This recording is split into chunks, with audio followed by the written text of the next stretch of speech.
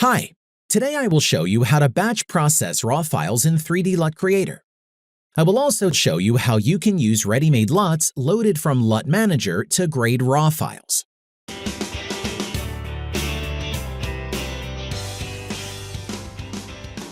I have a series of photographs. They were shot in a studio with Canon EOS R. Thanks to Oleg Romanov for the photos. Most of the photos were shot in black and white using built-in camera preset. But since I have the raw files, the information about the color has been preserved.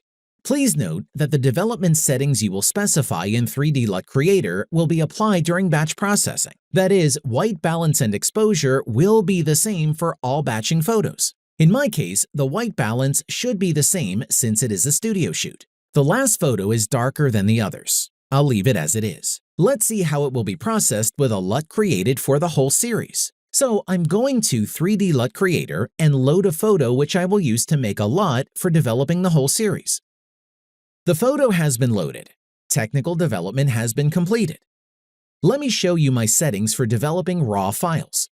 The raw color space is raw sRGB, and also the white balance and color matrix are loaded into 3D LUT Creator according to your raw files. I'm going to adjust contrast here and set blacks.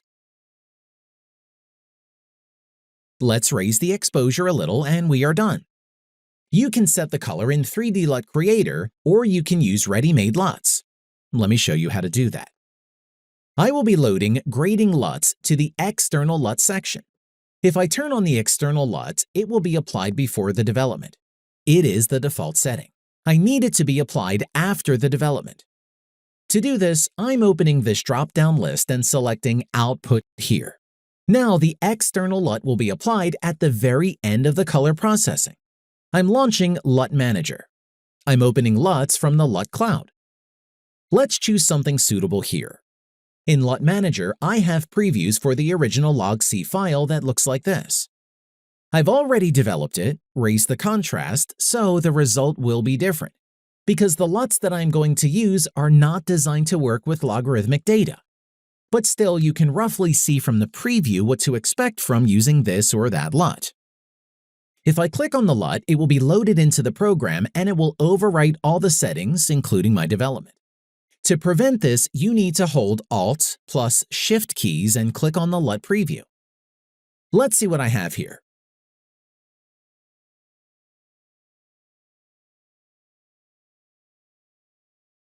I will choose such a LUT.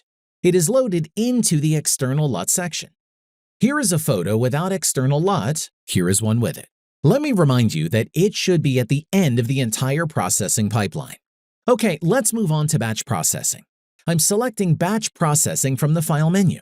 There is a separate video about batch processing of JPEGs on the channel. I will save resulting files in a separate folder. I will name it JPEG1.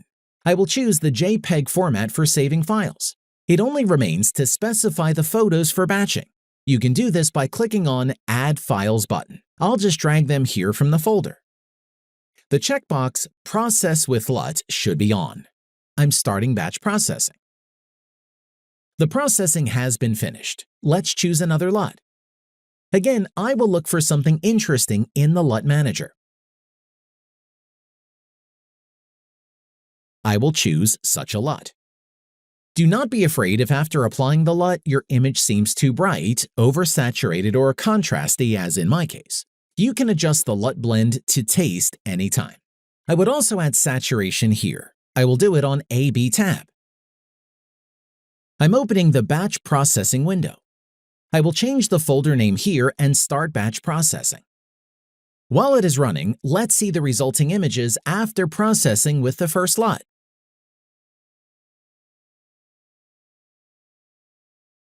Here is the result of developing and grading raw files with ready-made LUTs. The last photo was dark. If I had added exposure to it, I could have extracted more details out of the black jacket. In addition, my grading LUT raised the black point, so the details are poorly distinguishable here. Let's take one more look at the whole series. In the meantime, the batch processing with the second LUT has ended. Let's see the results. Here, the photos look more natural.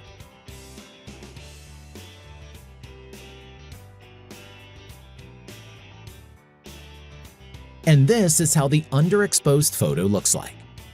That's all. Write in the comments which edited version you liked more. Use the numbers 1 or 2. And I hope you enjoyed this video. See you in the next one.